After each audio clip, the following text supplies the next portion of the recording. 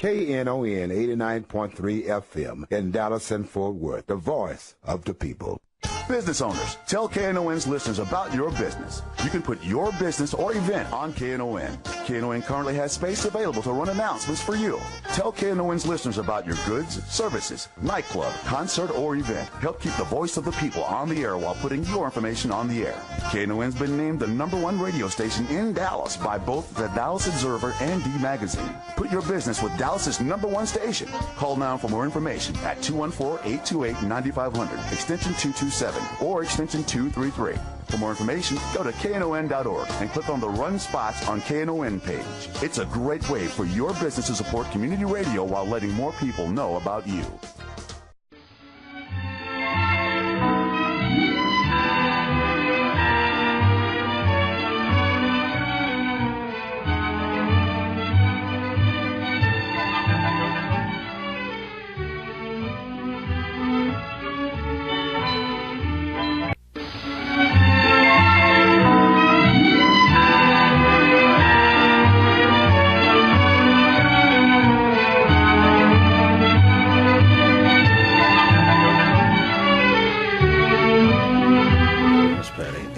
Good morning and welcome to Lambda Weekly, the longest-running LGBT radio show on anywhere in the world. I'm Dave Taffet. I'm here in the studio with the late Pattie Fink and Lerone Landis. And our guest today is Leslie Jordan. You know him from Will and Grace, Sordid Lives, Southern Baptist Sissies, Desperate Housewives, Boston Legal, The Help, American Horror Story. Thank you. And when ABC's The Neighbors needed an actor to play Jackie Joyner Kersee's homicidal sister, the part obviously went to Leslie. Of course. I played a black woman stuck in a gay man's body. And don't forget, The Help. And the Help, yeah. Academy Award winner, The Help. All right. Well, Leslie, you're going to be in town a week from Thursday to appear at the Round-Up Saloon to pick up a cowboy. I mean, no. You're here for a fundraiser. Last time I showed up at the Roundup, they wouldn't let me in. I had a man purse. They said, we can't let you in with that bag. I said, this is a gay bar. What do you mean you can't let me in with my bag? They said, we just have a rule. I guess they thought maybe, like most Texas women, I was packing. You know, I didn't have the big hair, but I probably was packing a little pistol in my bag. But yeah, I'm coming into town. I've got a horrible cold. I have been in Spain. You just got back yesterday. Last night at midnight. Last night. Well, thank you for flying in just to be on our show. We really appreciate it. If I just fall asleep mid-sentence, just scream or whistle or tap on the phone. Benidorm is a series that has been on television in the UK for about 8 years, and it's a beloved, the Garveys. It's this family that goes to this town in Spain called Benidorm every summer to holiday. And it's kind of like Vegas, but not as big, but lots of kind of white trash people go to Benidorm. It's actually a beautiful little town, but the English have just taken it over. And it's a place where you can really get a lot of bang for your buck, if you know what I mean. They call it all-inclusive, where you stay in the resort and you get your meals and everything. But they flew me, and they actually shoot in Benidorm. And they flew me over, and I just had a life-changing experience. It was really... That much bang? Well, excuse me, I came back with this awful cold. But the head of the household of the Garveys on Benidorm was a wonderful actress. I can't even pronounce her name. She kept trying to tell me. It's Siobhan, but it's spelled Siobhan. Siobhan Finnerman. She was on Downton Abbey. Did you watch Downton Abbey? Yes, sure. Absolutely. Remember the maid that was up to something, and there was that gay character, and she kind of stuck a knife in his back, not literally, but anyway, she was the first season, that maid who was up to something. But they had her kind of thin-lipped and done down. She's actually beautiful, with great big boobies. I told her if I had those boobs, I'd rule the world. I'd be the ruler of the world. Well, Leslie, I want to just finish why you're going to be here. You're going to be at the Roundup next week. I got off track. Oh, you? Never. I'm going to... I've seen you perform before. I know. I was called by my friend Peretti. Oh, Lord. I'm Joe Pacetti. Joe Pachetti. Yes. Who wanted to put together this. There's an openly gay Senate candidate, but I think he's from the state of Oklahoma. He's from Oklahoma. Yes. Yep. Yeah. I guess the gay money's in Dallas. It is. You know. So anyway, they wanted to have a. I couldn't piece it all out. I said, honey, I'm like an aging show pony. Just trot me out. You don't need to tell me what it's all about. But it's from Oklahoma, and they've rented out the Round-Up, and they're going to have a big to-do, and they're going to trot me out, and I'm going to do some of my comedy, and it just sounds like a whole lot of fun. Now, you have to walk in with your big man purse. Well, I hope so, and fuss at them, because they won't be able to stop me if I'm the headliner. So true. That really happened to me years ago. You know, I was also, back in my drinking days, banned from what's next door to the Round-Up, that big club. Oh, it's called S4 now, the Village Station. Village Station. When you were banned from it, Yes. yeah. Oh, my God, I got in a big, I was drinking one night, and I went to the bar, and I gave them a 20. The bartender gave me a 10 back, and I said, no, I gave you a 20. He said, no, you didn't. So I got my friend Beverly Brown to go up there. I said, go up there and order a drink, give him this 20, see what happens. So she ordered a drink, and he gave her change for a 10. She said, I gave you a 20. She came back and said, he gave me change for a 10. So I went up there, and I said, I'm on to you. Well, he called me names or something and threw me out of the Rose Room. This is back when I drank, so it was over 17 years ago. So I went downstairs. I had about $20 left. I ordered a drink, and I got a 10 back. So I called for the manager. I said, can I speak to the manager? They said, you need to lower your voice. I said, this is a disco. How can I lower my voice? So the manager came over, and he had a piece of tissue stuck up his nose and was sniffling, and he said, what's the problem? I said, I've been had. I said, 3 times I've ordered drinks. It's like they're all in cahoots. He said, you need to lower your voice. I said, we are in a disco. He said, this is way before anybody knew who I was. But anyway, so I said, you need to stay out of the bathroom snorting whatever you're snorting. Keep an eye on your bartenders. Well, they threw me out. I was thrown to the street. And so I went back to the Worthington Hotel in Fort Worth, and I wrote an open letter to the Dallas Voice. I said, I'd like to hear from anybody who has been ripped off at the Village Station.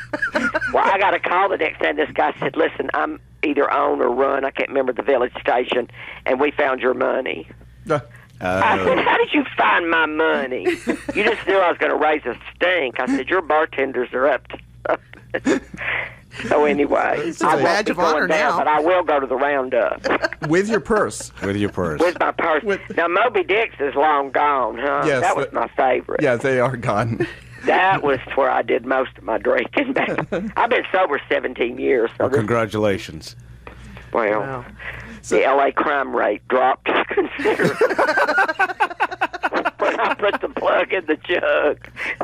They held a parade. They were so happy. You say L.A., but for some reason I always thought that you actually had a place here.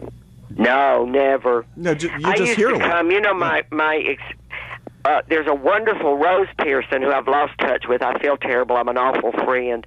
Has the Circle Theater in Fort Worth. Mm-hmm. And she called Dale Shores many, many years ago. She's just always on the hunt for new and exciting plays to bring into that tiny theater there in Fort Worth. And she got wind of Sordid Lives. Now, this is way before we made it into a movie. Mm-hmm. And she said, I want to put that play on. And would Leslie Jordan come out and do Brother Boy? And I'd never been to Fort Worth, but I knew Texas heat in the summertime. I said, I'd rather get beat with a stick. But she talked me into it. And I said, I can't afford it, though, to come out there on a theater salary. They said, well, would you like to direct? And I said, well, I've never directed. So anyway, that began my years and years. Every summer I'd come out and do something for Rose, or I'd do the Casa Mañana. And then we moved over to do theater all over Dallas, the Contemporary, what is that down on? Contemporary, yeah. Mm-hmm. Yeah, we did Southern Baptist Sissies there, mm-hmm. and just over the years, but I have never lived there. I've thought I wouldn't live in Dallas, I don't think. Fort Worth I love because of the Wranglers on the Cowboys down there, the straight boys. I've never seen that ever, the way the straight boys wear such tight Wranglers. with those belt buckles you could serve a turkey on. Down there in Fort Worth, I could sit out there forever at Sundance Square if I got a little condo, maybe with a balcony. Do you know they've just redone? You'll really like it. They've just redone Sundance Square. It's just gorgeous now, so you'll enjoy it. Well, I'm worried because it looked like they were building too much in the middle. There's no square now. No, there is. There is? Yeah, what they were building, I think that's underground.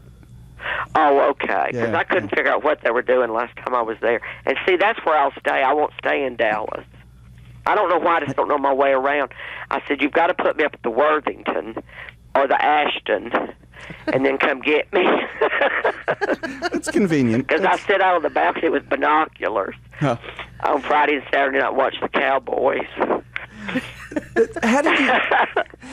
How did you get hooked up with Del Shores originally? Was it from that from going to Fort Worth to do Southern Baptist Sissies? Because you've done that, you've done Sordid Lives, you were on the series, you did the play, you were in the TV show. And he's been a guest on our show many times. Mm-hmm. Yeah.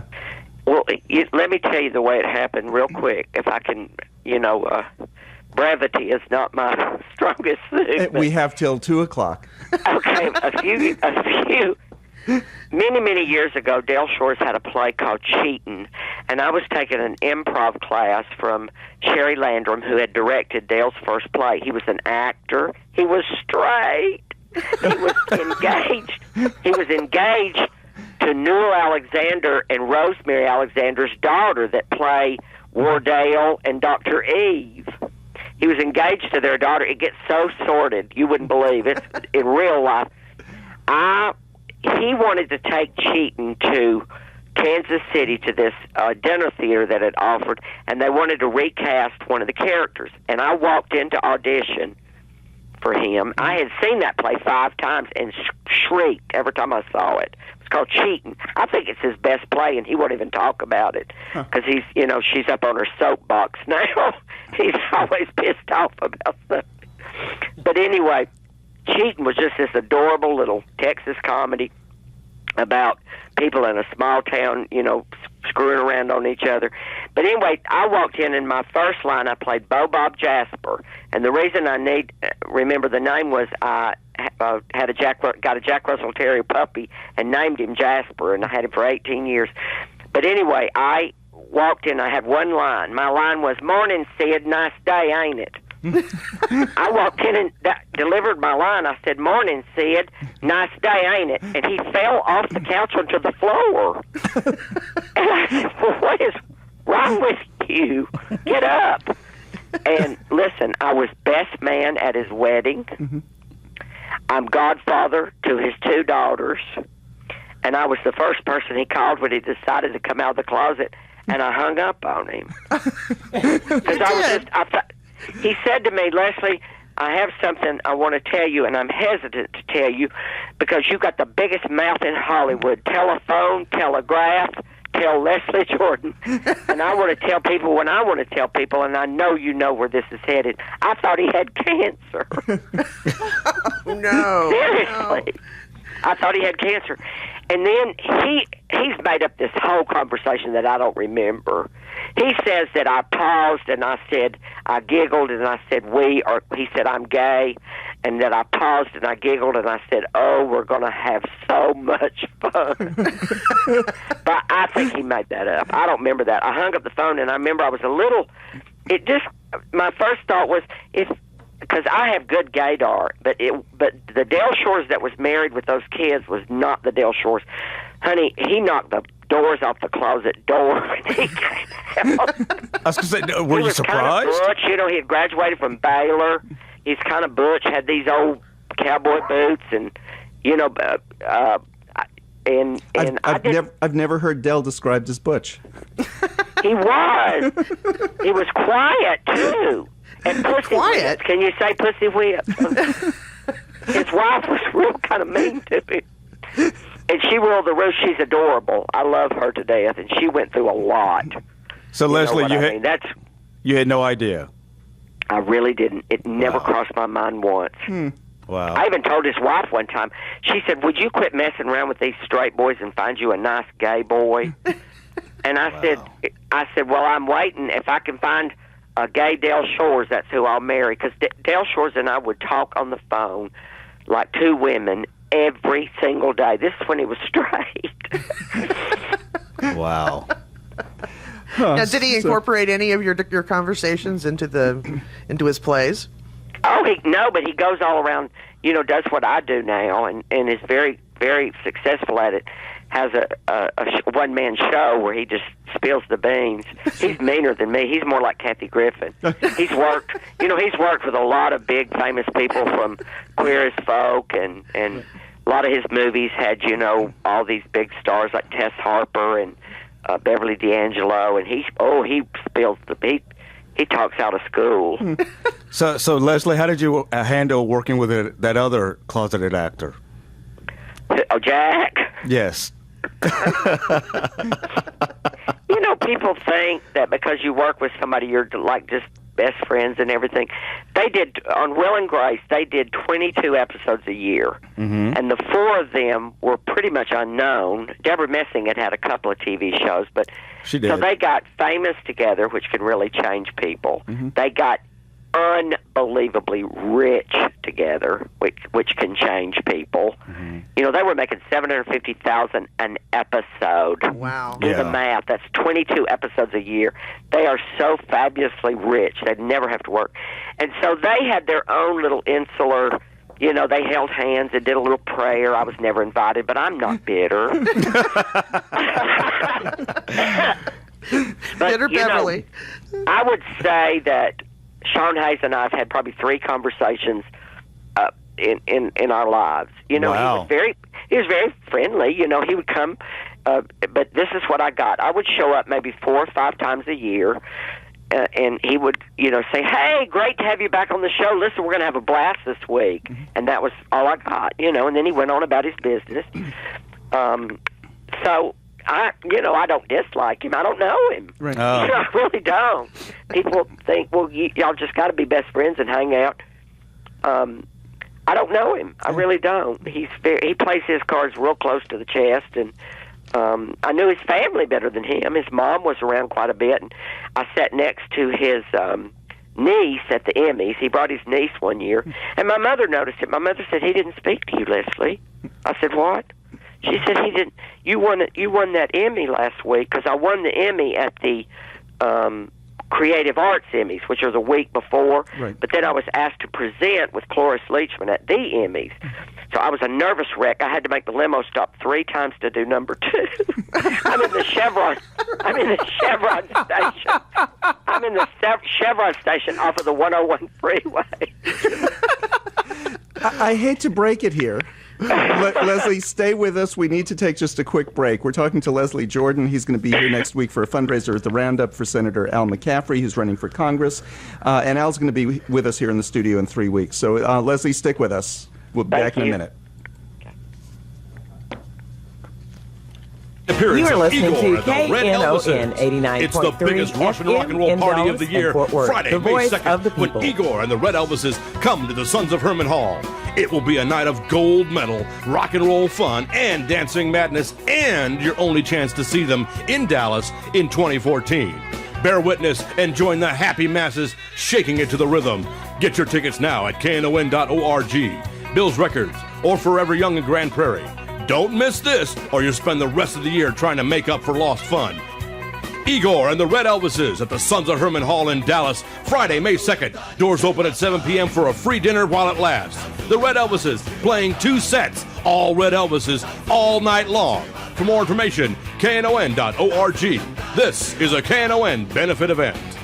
Hi, this is Pattie Fink, and you're listening to Lambda Weekly on 89.3 KNON FM. And this is Lambda Weekly. I'm Dave Taffet here in the studio with the late Pattie Fink and Lerone Landis, and our guest is Leslie Jordan. Pattie, you wanted to ask about American Horror. Oh, absolutely. Now, Leslie, we loved you last season on American Horror Story Coven. You rocked. Oh, that was also was life changing. Wow. Things like that just fall in my lap. I just have had the most blessed career. I was talking to my manager the other day, and I said, because we've been together for 30 years almost. He was my agent for years, and then the agency went under, and he became my manager. But his name is Billy Miller, And I said, you know what, Billy, I'm most proud of is the fact that we've kept this afloat, but we're also still somewhat relevant, you know? I think it's kind of hard unless you're Madonna, who, bless her heart, is now running around with a grill on her teeth. I mean, that's a bit much.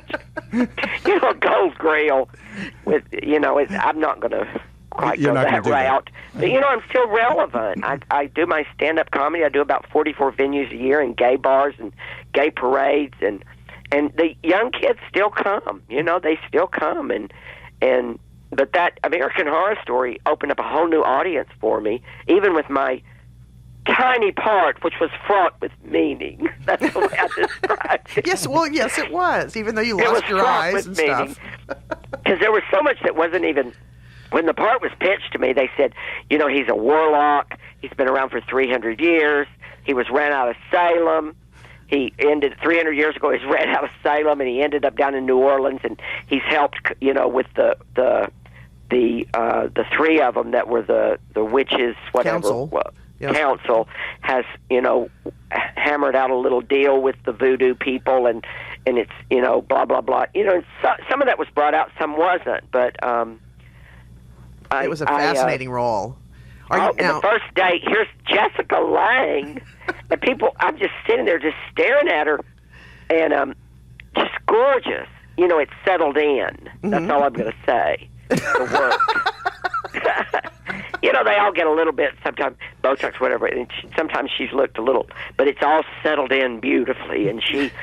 she's a movie star. I mean, she's been breathing that rarefied air for so many years. It's not like we sat there and talked about that baby she had with Mikhail Baryshnikov. Did you know she has grandkids? Really? Grandkids with Mikhail Baryshnikov. Wow. I've never heard it quite put like that. It's settled in.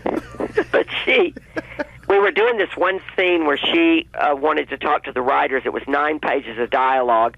And she felt that her character had gotten a little mixed up with the what's her name? Frances Conroy. Conroy, yeah. Frances Conroy. Her character is very verbose and talkative, and she even talks to herself. Yes, and talk. So Jessica said, I think we can get these 9 pages down to 4. I don't mind memorizing, but I think it could be more succinct. She's a smart gal. Smart. And so there was a line she didn't want to speak. She said, and this line I just refused to say. They wanted her to do a little takeoff of the O.J. Simpson trial and look at Frances Conroy and say, if the glove fits, you must acquit. And she said, that's just silly. So I said, Miss Lang, I'll say it. I'll say it, Miss Lang. So she said, let Leslie say it. So I thought, oh, my God, I've been given a line from Jessica Lange, so I went and I rehearsed it. If the glove fits, you must acquit. Well, I came back after lunch, and there were 4 pages. They had gotten, the writers had taken her notes, and it was very succinct, and it just flowed beautifully. But my line was gone. Oh, no. I said, Miss Lange, where's my line? She looked over and said, we had to lose it. She could see I was so upset. She said, well, I can hear you right now in one of those shows you do saying Miss Lang couldn't deliver it properly. So it was given to me. And I just met her that morning. I said, you don't know me. She said, oh, honey, I do.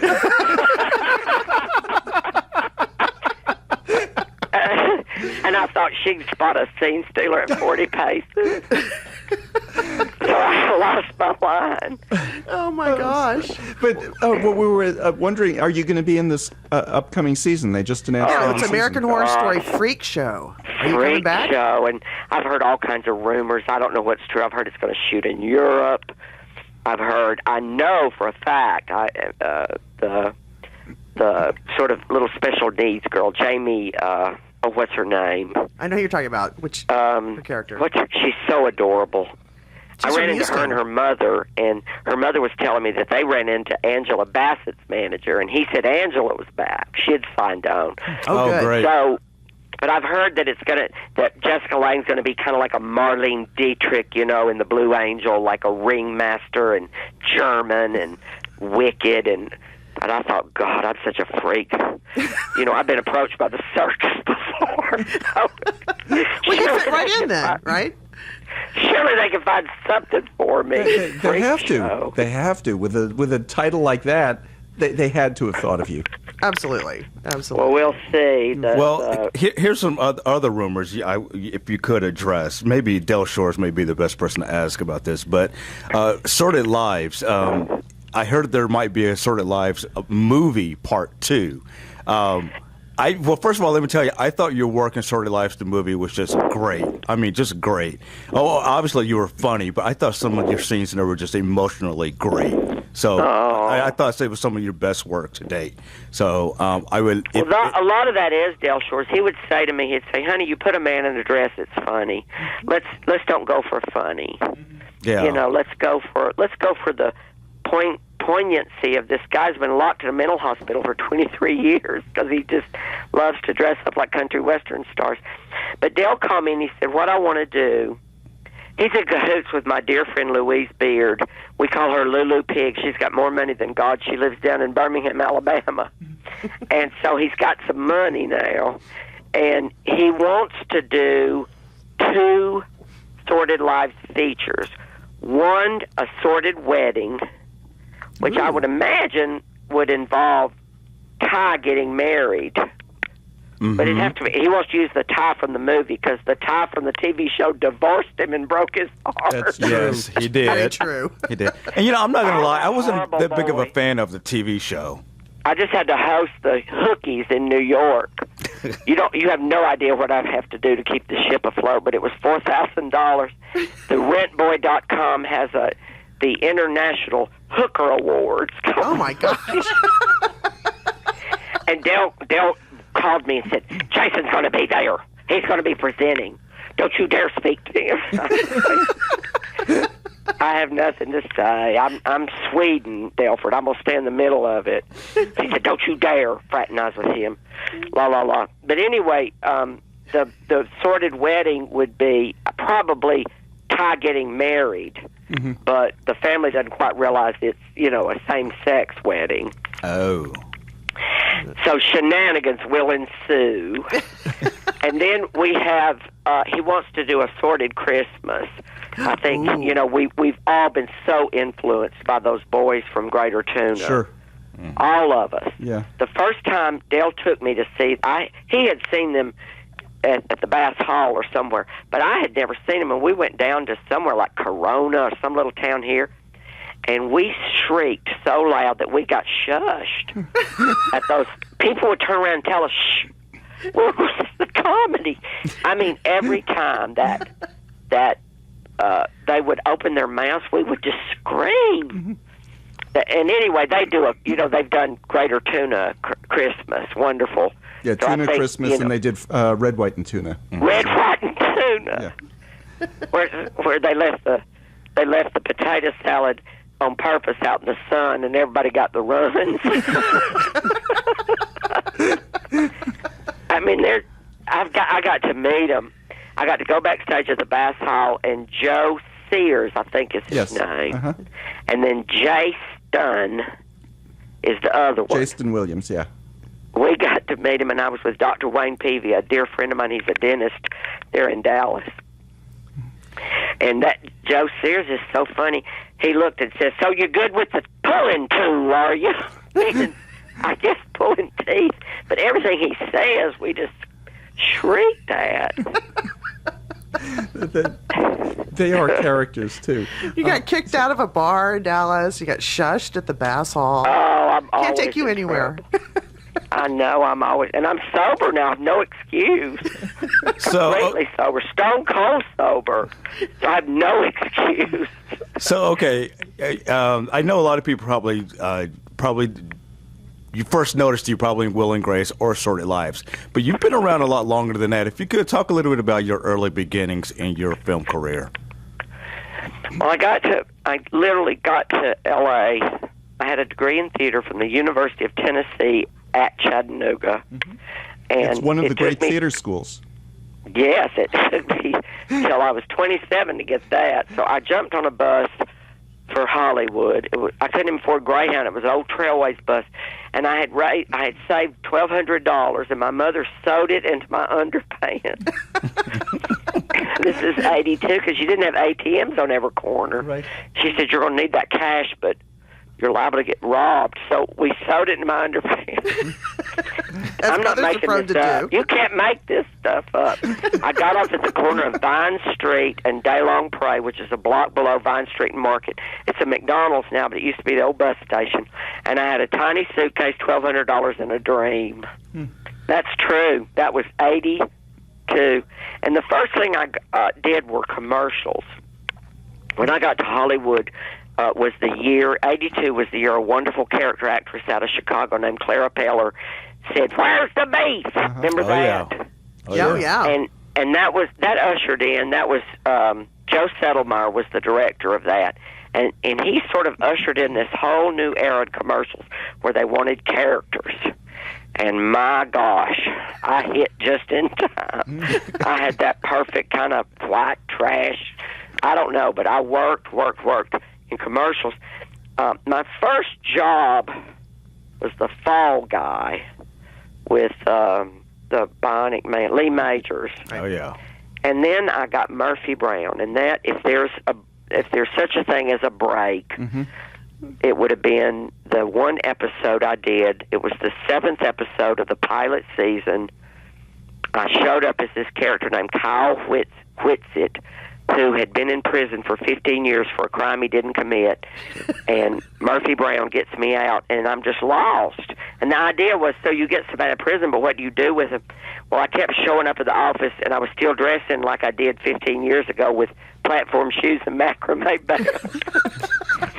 And I was just lost. I'd just walk in every day and go, "Hey." They'd go, "Hello, Cal, how are you?" "Oh, I'm fine, how are y'all?" And I'd just stand there all day. And that became a running bit that they used for 10 years. That she would get I became her secretary. Oh, you became her secretary. That's right. Yeah, they finally said, "Murphy, you've got to give him a job or something. You really got him out." And so I can't tell you what all happens. I broke her ant farm. She had this one. Remember ant farm? Right. Yes. She had this ant farm that she loved, and I broke it. And there were ants going everywhere. And people would walk in and start hitting the ants. She'd go, no, that's for my ant farm. That was such a great show, and I think today's kids probably don't even appreciate how funny that stuff was back then. Yeah. You know. You know what? And I had no idea. I did Boston Legal many years later with Candace, and Miss Bergen, I always call her. She said, "Just call me Candy." I said, "Candy? No, I can't call you Candy. You're Miss Bergen.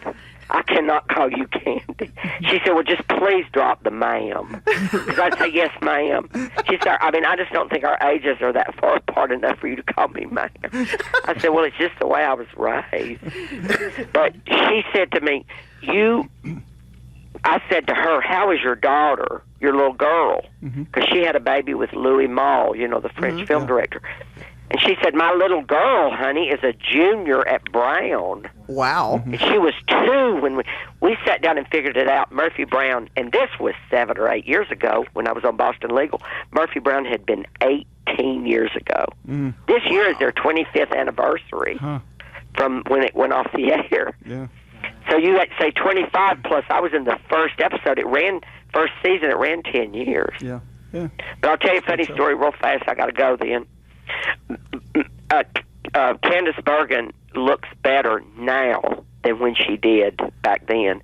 And in the dressing room, in the makeup trailer, they would brush her hair forward. She would lean down, and then she would toss it back, and they'd smooth it out.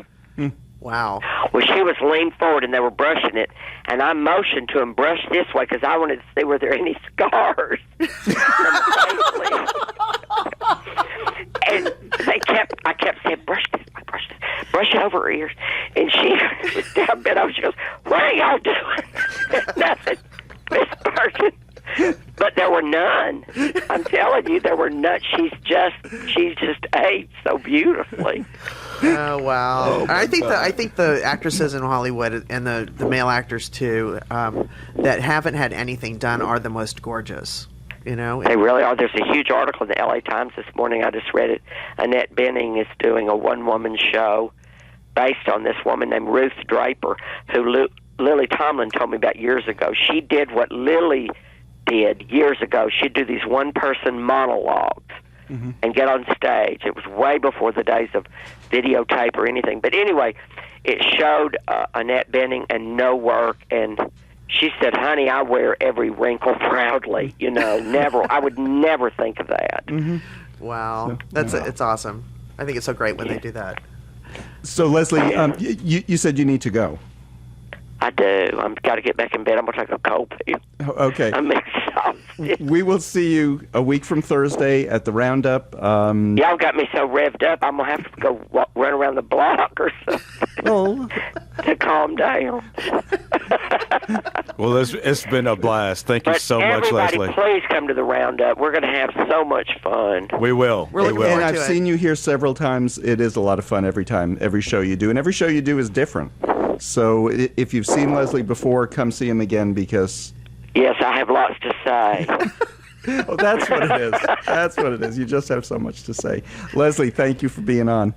Thank you. Bye-bye. Bye-bye. Bye-bye. Why don't we take our break? You're listening to Lambda Weekly on 89.3 Knon FM. I'm Dave Taffet here in the studio with the late Pattie Fink and with Lerone Landis. We'll be back with more right after this. Knon's 5th Annual Fort Worth Blues Festival, Sunday, April 27th at J&J's Blues Bar. Come out and get down in the heart of Cowtown with Zach Harmon, Larry Lampkin, James Hinkle, Trainwreck, Holland K. Smith, Miss Marcy, Mighty Paul Young and Son, the Michael Lee Band, Pistol Pack and Mama, Robert Johnson Soul, and the Fort Worth Guitar Army, featuring Tone Summer, Jackie Don Lowe, and Jerry Clark. It's 2 stages of live blues, indoors and outside. That's an entire day of smoking blues with Zach Harmon, Larry Lampkin, James Hinkle, Trainwreck, Holland K. Smith, Miss Marcy, Mighty Paul Young and Son, the Michael Lee Band, Robert Johnson Soul, Pistol Pack and Mama, and the Fort Worth Guitar Army on 2 stages at Knon's 5th Annual Fort Worth Blues Festival, Sunday, April 27th at J&J's Blues Bar. J&J's is located at 937 Woodward Street, just over the river off Henderson in Fort Worth. Tickets available at knon.org, J&J's Oyster Bar, and Forever Young Records in Grand Prairie. This is a Knon Blues benefit event. This is Raphael McDonald from Resource Center Dallas. You're listening to Lambda Weekly on 89.3 Knon FM. And welcome back to Lambda Weekly. I'm Dave Taffet here in the studio with Lerone Landis and the late Pattie Fink. And Leslie is just a hoot. Just a hoot. Yeah. That was fun. He will be here. It's to promote the candidacy in Oklahoma. Al McAffree, who's a state senator, is running for Congress. He's running in a Democratic district. He said he has one opponent who's a perennial candidate who usually gets 30% of the vote in the primary. The primary's over the summer sometime. But it's a Democratic district. Al has a great chance of winning, which would make him the first openly gay congressperson from a solid red state. So, true. Yes. True. Although Kyrsten Sinema is from Arizona. Yeah, that's not pretty. Yeah, it's not as that's quite kind of not as Oklahoma. But that would make a total of 8 then who are openly LGBT in Congress, because we have 7 right now, one of which is Tammy Baldwin, who's a United States Senator from Wisconsin, and then 6 in the House. In the House. Only one a woman. Now, if you live in the district that Al represents right now, Kay Floyd, who's a lesbian, is the representative, the state rep. She's going to run for Al's seat when Al runs for Congress, and a gay man is running for Kay's seat. So if you live in that district, you would have a gay state representative, a lesbian state senator, and a gay congressman. This is exactly what happened in Tammy Baldwin's district when she ran for United States Senate. Everyone the tile game upward. Everybody moved up, and the new gay moved in. Right. It's a new openly gay person. How's Al polling so far? Well, he has one opponent who is a perennial candidate. Al has never lost or has never won an election by with less than 60% of the vote. And Al has been on our show before. Yeah, it's been a long time. As a matter of fact, I think it was at the Crack House. No, it was here. It was here. But he was still in the House, though. Are you sure he was Oklahoma here? House. It might have been. I think it was at the crack Was it house. at the other place? Okay. Yeah, it's been that long. So it's a while. It's been a long time. Since you've been on. Yeah. We're affectionately calling our previous studio The crack house. The crack house because it's been raised since, and I mean that with a Z. So it's long overdue that he's coming back on. Looking forward to it.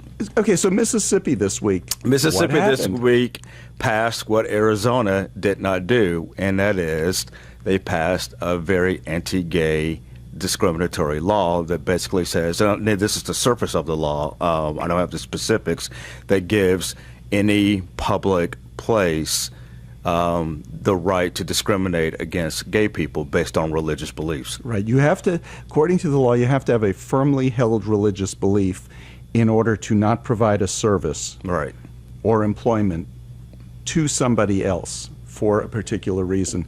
But they're saying this law is so broadly written, it seems like I just don't like black people. Or it's not that I don't like black people, it's that my religion says, and Right. so therefore I can discriminate. You know, women are supposed to be at home. They're not supposed to be in the workplace. So therefore I don't have to hire any I women. don't have to hire any women. Yeah. Gay people, do I have to say anything more?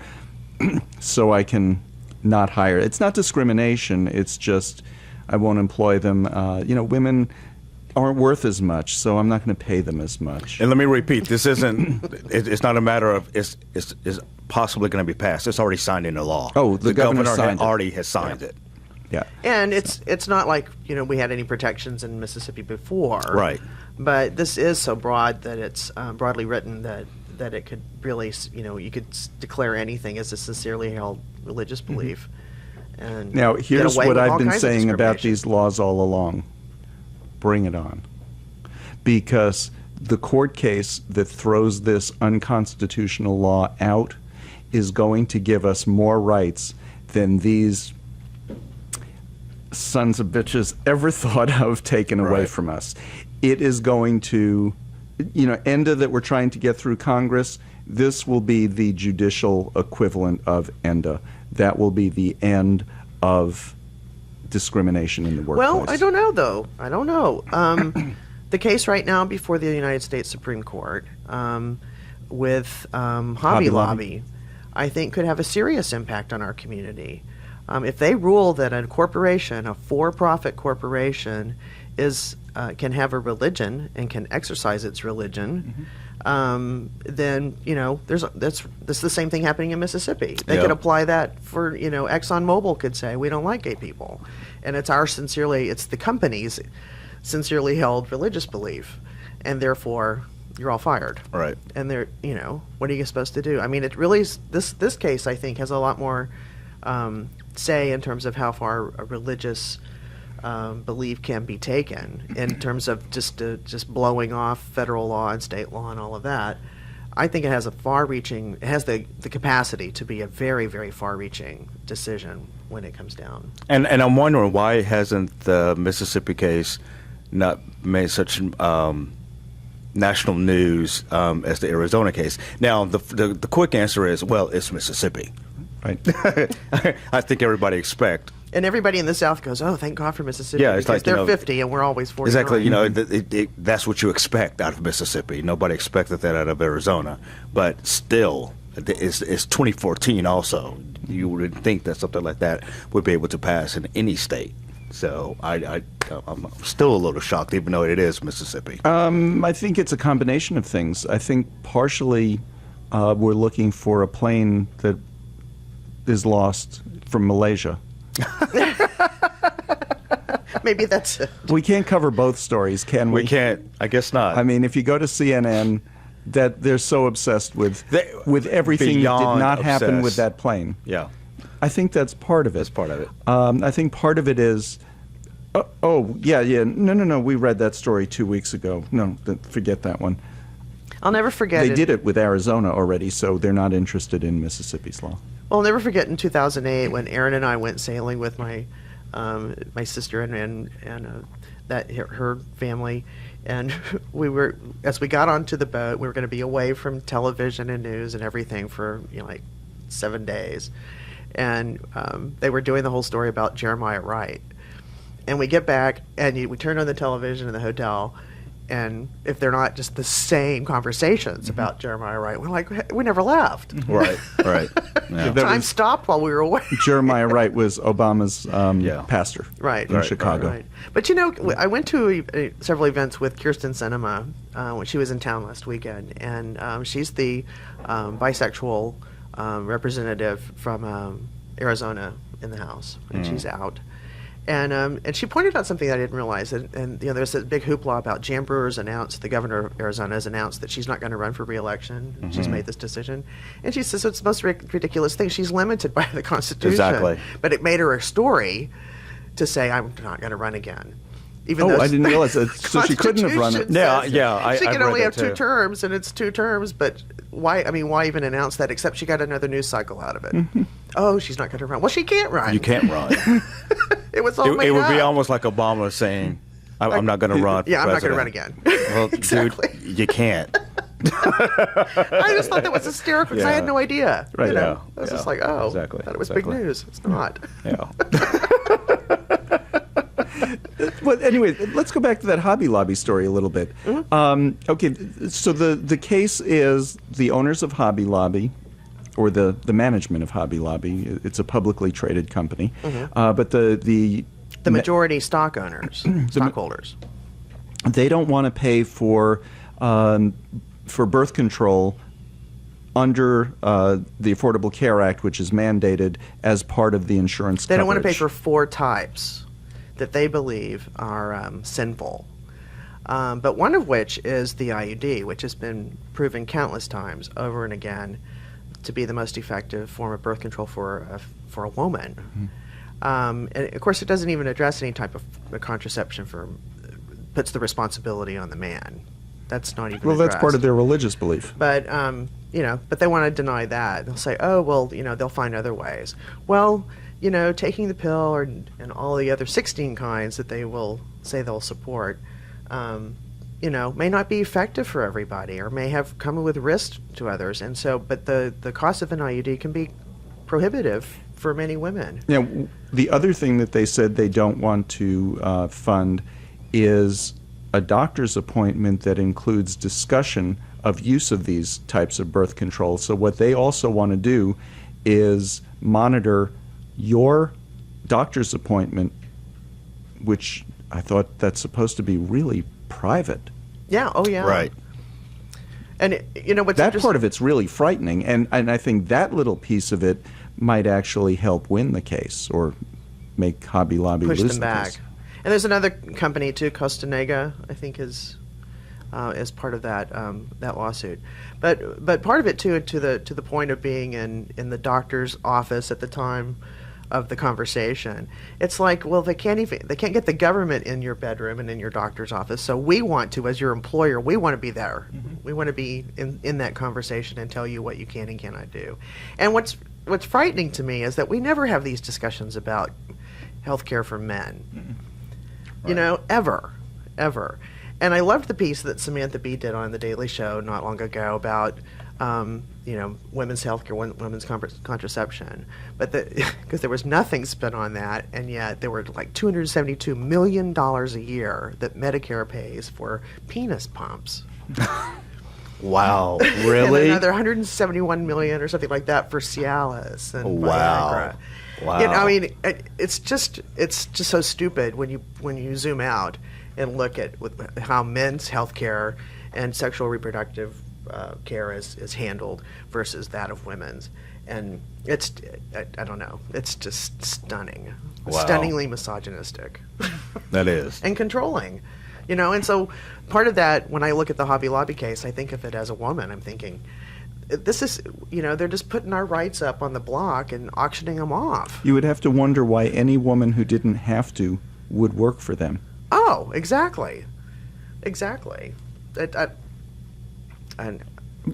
Because from what they're saying, I'll betcha they don't pay their female employees what they pay their male employees. I think that's probably a good bet. Religious belief comes in there. I'll bet they don't promote their non-white employees the way they promote their white. Do you want to just bet? Well, it's certainly an attitude that comes across. Mm-hmm. You know, I don't know, and I don't shop at those places anyway. I'm not such a crafty person. But if I were, I don't think I'd spend my money there. The other point of hypocrisy that was pointed out is that most of their junk comes from China. Mm-hmm. And in China, there is forced abortion. If you've already had a child, there are, there's all kinds of birth control that's being used to control the population. Absolutely. That's at 1.1 or 2 billion. 2 billion. What kind of hypocrisy is this? Why, if you have these firmly held religious beliefs, why are you buying all these products from there? Oh, because they're cheaper. But what does it say, though, if they get away with this? What else can they just say, I'm not going to follow that law?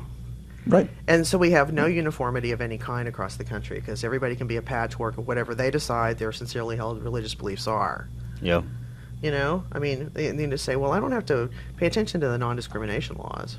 I can discriminate based on race, on religion. I'm not paying taxes because that's against my religion, and Sure. It's a firmly held belief. Right. And what if this employer was, say, a Christian scientist who of that faith, where they believe no medical care at all, because medical care means you don't trust God. Mm-hmm. And so, what kind of employer do they say no health insurance for you at all? Is that acceptable? I don't know how far you take that and where they draw the line. Because this would be the very first time ever, if this ruling goes in favor of Hobby Lobby, that a for-profit corporation has a religion that must be respected. Because in the previous rulings, they have lost. No. Well, it's been mixed. But back and forth. Mm-hmm. But they've taken this case, so now it's going to be a ruling of some kind. Right. Now, the judge in the 8th Circuit where this was heard in Colorado, in Denver, the judge who ruled in favor of Hobby Lobby is also on the panel that's going to hear Utah's marriage case. Interesting. However, also, and it's a 3-judge panel. The other 2 judges, one of them was a George W. Bush appointee. He's the one who refused to put a stay on the marriage ruling because basically he felt that law's gone, there's no reason for it. And the third one is a Clinton appointee who's had a number of gay law clerks and is very liberal on social issues. So we have the Hobby Lobby guy along with 2 of them who have given strong indication that they're going to support the Utah side of things. Getting rid of, not Utah the state, but Utah the good people. On the side of getting rid of the law. So that should be interesting. That's going to be heard, I think, not this coming week after, and then the Oklahoma case will be heard by the same panel the week after. Or maybe it is this weekend, next week, that those are going to be heard. So that'll be interesting.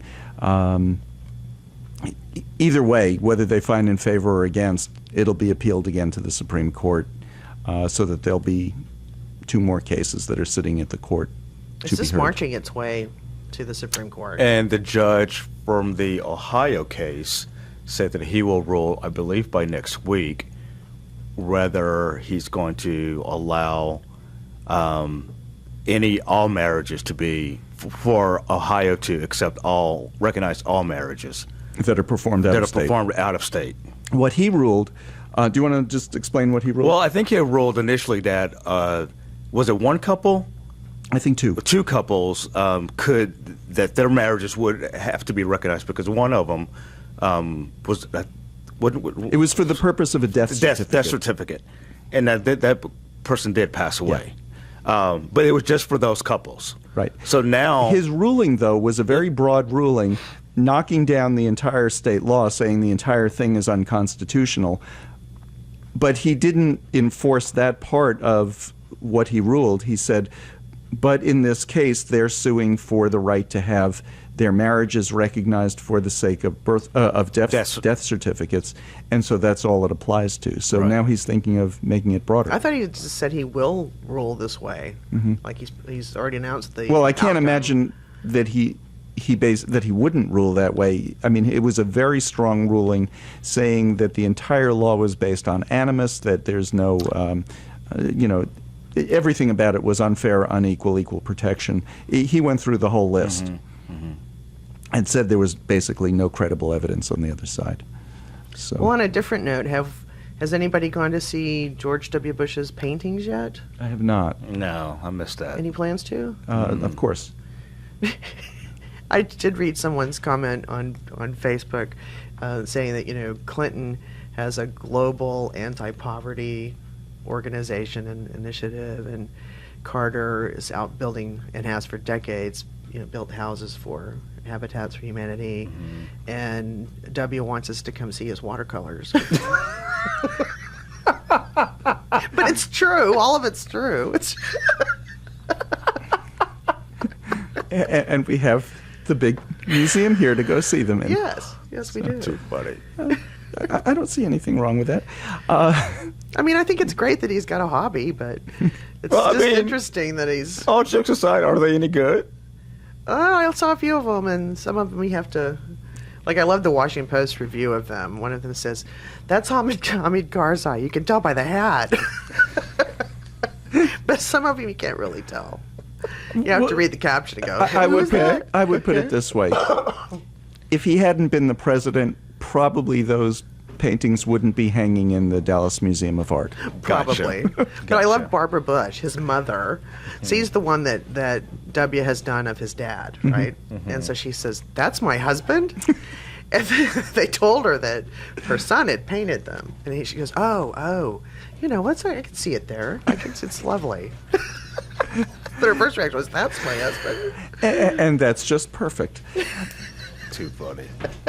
That brings us to the end of another Lambda Weekly. Next week we have Peter Coyle, and from Peter Dallas Public Library. Yeah, he's he's the chair of the Stonewall Literary Awards for the American Library Association. He'll be talking about the books they chose, the books they didn't choose, and the hundreds and hundreds of books that he read this past year. Nice. Yeah. Stunning. We'll be back next week with more.